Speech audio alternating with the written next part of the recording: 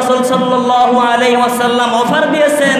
সর্বপ্রথম যেই সাহাবী এই হাদিসের উপর আমল করেছেন, উদ্বুদ্ধ করেছেন, সমস্ত সাহাবায়ে কেরামকে একত্র করে বিশাল নৌজাহান বানিয়ে সমুদ্র পথে যুদ্ধ করে বিজয় ছিনিয়ে ছিলেন, ওই সাহাবী হচ্ছে হযরত মুআবিয়া রাদিয়াল্লাহু তাআলা। আল্লাহু আকবার।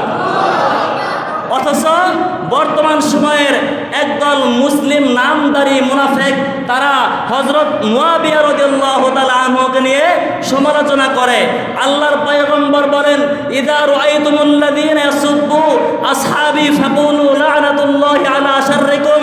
ও আমার সাহাবায়ে কেরাম, তোমরা যখন ওই সমস্ত লোকদেরকে দেখতে পাবে যারা আমার সাহাবায়ে কেরামের সমালোচনা করে, তখন তাদেরকে বলে দিও তোমাদের প্রতি আল্লাহর লানত। বলেন নাউজুবিল্লাহ। মুআবিয়া রাদিয়াল্লাহু তাআলা আনহু এবং আলী রাদিয়াল্লাহু তাআলা আনহুর দুইজনের শাসন বিভাগের কিছু দায়িত্ব কাজ নিয়ে মতবিরোধ লেগেছিল। সেই সময়ে তৎকালীন সময়ের বলে রোম পারস্য, রোম দেশের খ্রিস্টান বাদশাহ পত্র লিখলো, হে মুআবিয়া, আমি জানতে পেরেছি তোমার সাথে নাকি আলীদের মতবিরোধ লেগেছে, আলীর সাথে ঝগড়া হচ্ছে।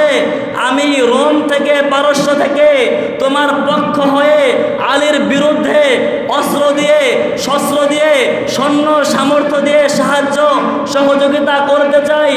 এই পত্র যখন হযরত মুআবিয়া রাদিয়াল্লাহু তাআলা আনহুর কাছে পৌঁছলেন, এই পত্রের জবাবে চমৎকার ভাষায় হযরত মুআবিয়া রাদিয়াল্লাহু আনহু বললেন, এই রোমের কুত্তা, আমি একজন মুসলমান, আলী একজন মুসলমান, মুসলমানদের মধ্যে মতবিরোধ লাগা এটা মুসলমানদের নিতান্তই ঘরোয়া ব্যাপার।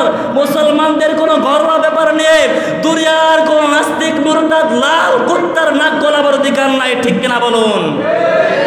আমি মুসলমান, আলী একজন মুসলমান, তুই পারস্য থেকে রোম থেকে যদি আমার পক্ষ হয়ে আলীর বিরুদ্ধে অস্ত্র পাঠাস, সর্বপ্রথম তোর বিরুদ্ধে আলীর পক্ষ থেকে যেই তরবারি উত্তোলিত হবে, ওই তরবারি হবে আমি মুআবিয়ার তরবারি। আল্লাহু আকবার। এমন একজন সাহসী, বিদগ্ধ, প্রজ্ঞাময়, বিচক্ষণ সাহাবী হযরত মুআবিয়া রাদিয়াল্লাহু তাআলা আনহু, তাকে নিয়ে কিছু মুসলিম নামধারী মুসলমানরা তাকে নিয়ে সমালোচনা করে।